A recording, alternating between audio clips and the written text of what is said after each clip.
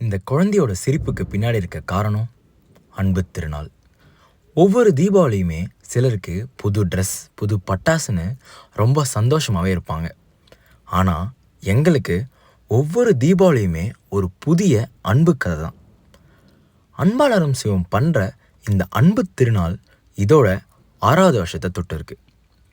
இந்த முறை 50க்கும் மேற்பட்ட மாற்றுத்திறனாளி குழந்தைங்களுக்கு புது ட்ரெஸ், ஸ்வீட்டுன்னு சில பரிசு பொருட்கள்லாம் கொடுத்து அவங்கள என்டர்டெயின் பண்ணி அவங்களோட அந்த நாளை ரொம்ப ஹாப்பியான நாளாக மாற்றிருக்கோன்னு நாங்கள் சொல்லணும்.